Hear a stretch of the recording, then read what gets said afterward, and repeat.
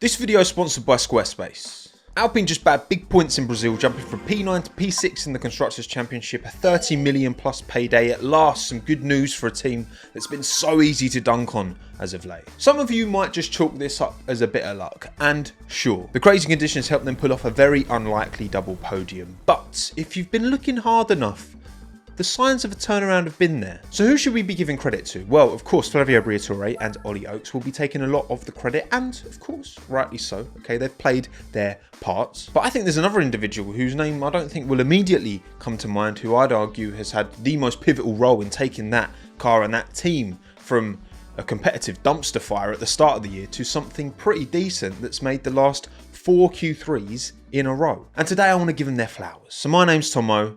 Let's talk about them.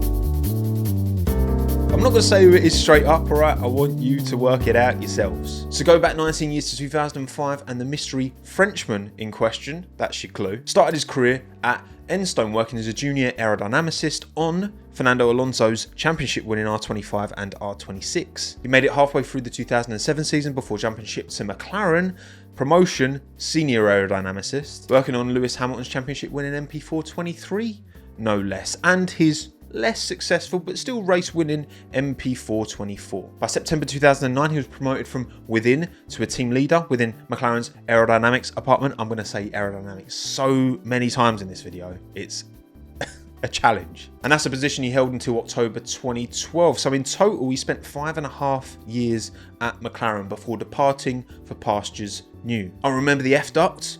That was under this guy's watch. His next destination, Ferrari. He joined as a principal aerodynamicist at the end of 2012, a position he held until the middle of 2016, where he'd graduate to chief aerodynamicist after James Allison's departure from the team and the shuffle up that came after. Then in early 2019 he'd become head of aerodynamics before his final promotion within Ferrari to chief engineer of performance in early 2021. That's a position he'd hold for 2.5 years before his departure from Ferrari was announced in March 2023.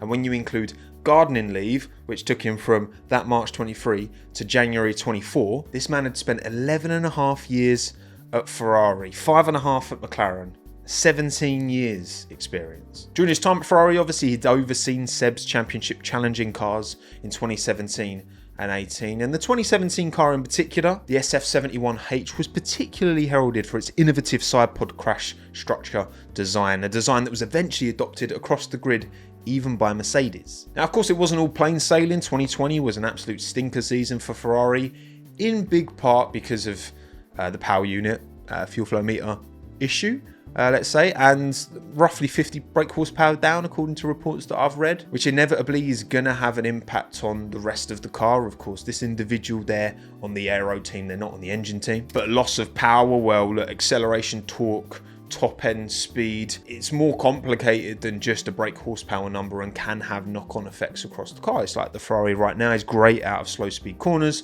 because it's got a small turbo, which means it can get up to speed quickly, but then the top brake horsepower figures for, you know, the Merc, the Honda, the Ferrari are all pretty much the same. But also credit where it's due, that Ferrari in 2021 was a much better beast. They definitely turned it around, so I think that deserves a shout. So then he's left Ferrari, done his gardening leave, Jan 2024. His new destination was an old destination, back to McLaren. He joined as their Executive Technical Director of Car Concept and Performance, which really does roll off the tongue, doesn't it? A big job, but as it turns out, not big enough for this guy, because 3 months later, they were out the door. The plan was for him to sit alongside Rob Marshall and Peter Prodromou as McLaren's 3 horsemen of the apocalypse. But in practice, the role wasn't the one that he was sold, or at least what he envisaged when he took the job way back in March 2023. He was likely expecting more of an autonomous kind of technical director role where he really runs the show rather than being, you know, one of 3, which may have been what they agreed when he had those chats and signed the contract in March 23. But by Jan 24, you know, Andrea Stella, Zach Brown had more time to build out the team in the way that they felt was best, and obviously this 3-prong system was what they decided on. Got to remember, Seidel only left McLaren in Jan 2023, so it was only a couple of months after that they signed almost said his name. However, there was a team who swung in and picked him up. That's where Alpine in. Okay, you must have guessed his name by now, right? I basically said it. Because after taking a couple of months out, in May 2024, David Sanchez was announced as Alpine's newly created Executive Technical Director, succeeding Matt Harmon, who departed as Technical Director just 2 months prior. And David Sanchez is the subject of today's video because I don't think he gets the recognition and the spotlight that he deserves, so I'm going to stick it on him today. And there's one thing we can all be sure of. He's got a hell of a CV behind him when you look at the cars he's worked on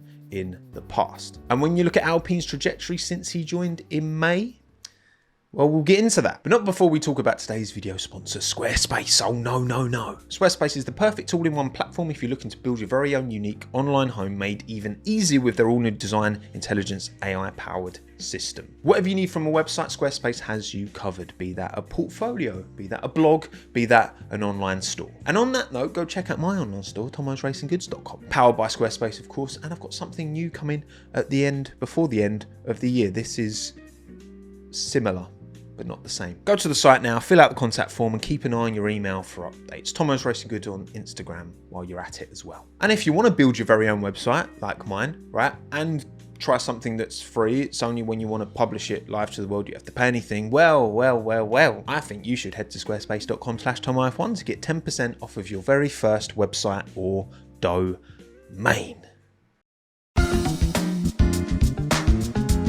Let's remind ourselves of Alpine's 2024 journey so far, because it's been a bumpy ride. Things started very badly when the A524 failed FIA's homologated side impact lateral crash test, which meant rapid changes were needed to make the car just legal. And the easiest way of reinforcing a chassis is to add mass, to add weight. Then Alpine went pointless for the first 5 rounds of the season.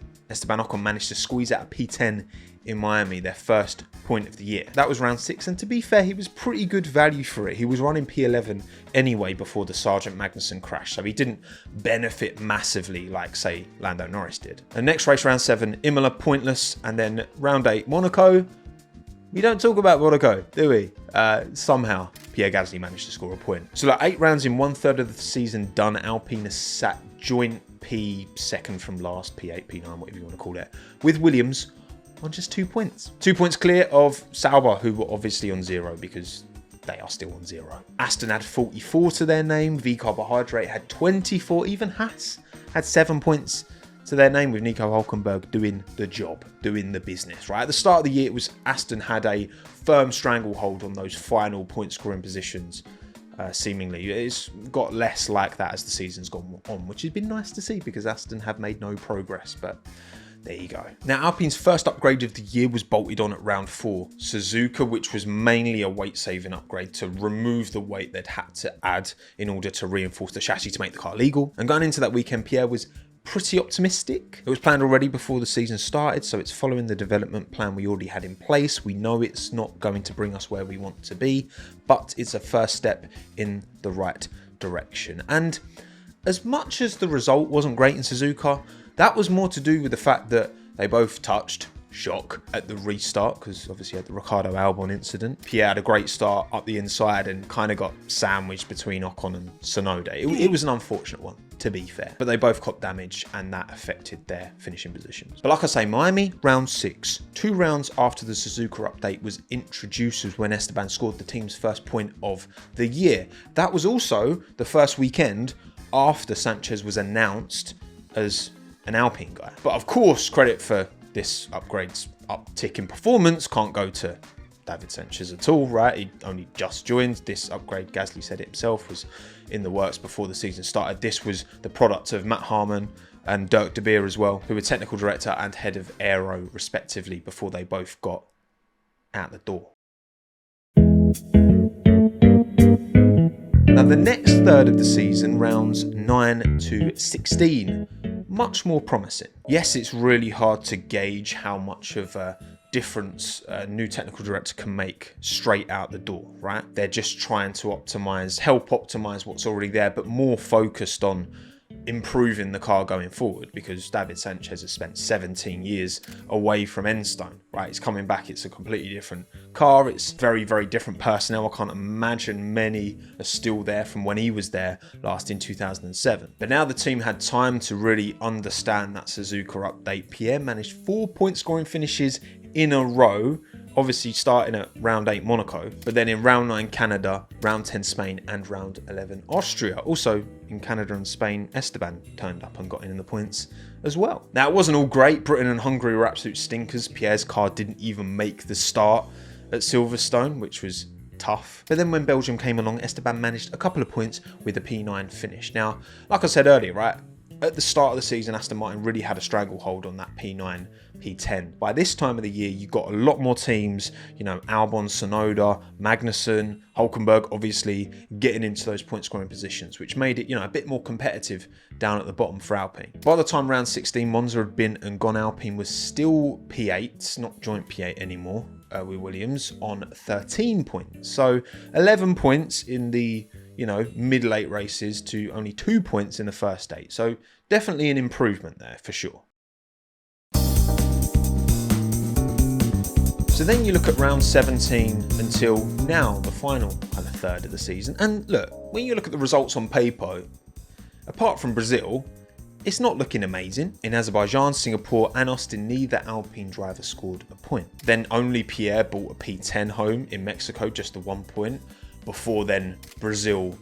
The thing is though, Alpine did bring an upgrade to Austin round 19, and according to Pierre, the difference this upgrade made, and this would have been an upgrade under the stewardship of David Sanchez, this has made a big change to the car. So after he stuck at P7 in qualifying, did Pierre, I'm very happy. It's been a long time since we've made it to Q3, and I must say it was very enjoyable driving the car. I think it's quite surprising to have found that much performance, but it's definitely encouraging for the future. So again, the first upgrade at Suzuka was mainly to get rid of the weight. Lowering your mass increases your top speed, in cornering performance, tyre wear, it helps everything, right? But now they've got it down to weight.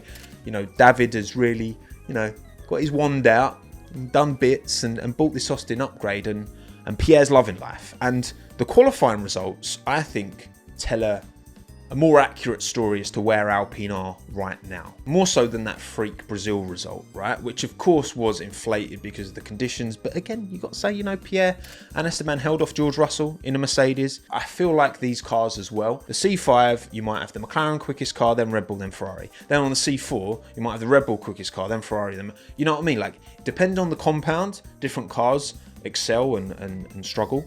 And I think that's the same on the Inter in the wets as well, right? And I just think the Alpine was really adept in those conditions, as well as having two drivers who are fantastic in those kind of conditions. But anyway, back to qualifying, right? When you look at the last 3 Grand Prix and the last 5 qualifying sessions over those 3 Grand Prix, because of course we've had 2 sprint qualifyings, I think the numbers speak for themselves, okay? So Austin didn't start great, sprint quali, Pierre got to Q2, but then again, they only had FP1 to test out this new upgrade, right? But then in main qualifying, they made a bunch of changes to the car, and Pierre put it P7 in Austin, and then he kind of gave that quote, waxing lyrical about the car. In Mexico, Pierre put it P8 in qualifying, and then Brazil sprint, Pierre put it P7 again. Brazil main qualifying wasn't so great for Pierre, down in P15, but he did get caught out by the Stroll crash, didn't even get to set a lap on his Inters. So looking at the pace and looking at the fact that Esteban held up his end of the bargain finally and put it P4, that's 4 Q3s in a row for an Alpine car. And I'm not surprised Pierre's pulling a bit more out of it, because he's the driver for the future and Esteban's moving to a direct competitor in Haas, so it does make sense if a performance shift moves toward the driver that the team is banking its future on. If Alpine can keep this Q3 momentum up and keep knocking on the door, because again, the upgrade in Austin does seem to have added some serious performance to this car and comfort, at least for Pierre, who's the driver ultimately that really does matter for them. They might hold on to this P6, and that would be an incredible momentum and confidence boost for a team that's been down in the dumps, man. It's been so easy to dunk on Alpine. I've done many a video on them, you know, because it's not been good enough. But if they can carry the momentum into Vegas, Qatar, Abu Dhabi, they're putting themselves in a really good position for a pretty strong 2025.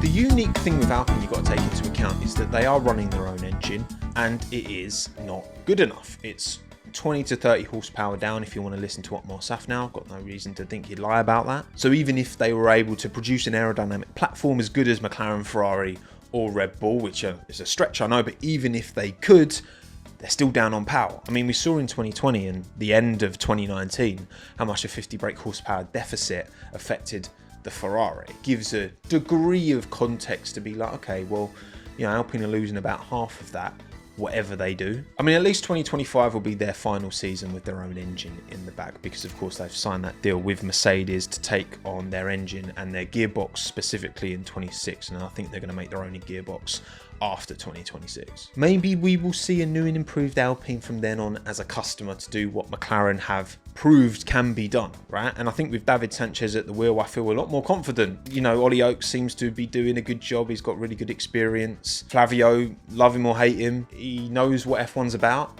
He's a bit old school perhaps, but I'm sure that helps just as much as it hinders, I guess. Yes, it's been terrible PR for Renault Alpine to give up on their own engine project. It's not a good look for the brand overall, but in terms of improving that Formula One team and having a more reliable PU in the back for 2026 onwards, a PU that McLaren, Mercedes and Williams will all have in the back of their car as well, it gives Alpine more of a chance to really go toe to toe with those teams and show what their aerodynamic department, what they can do, right?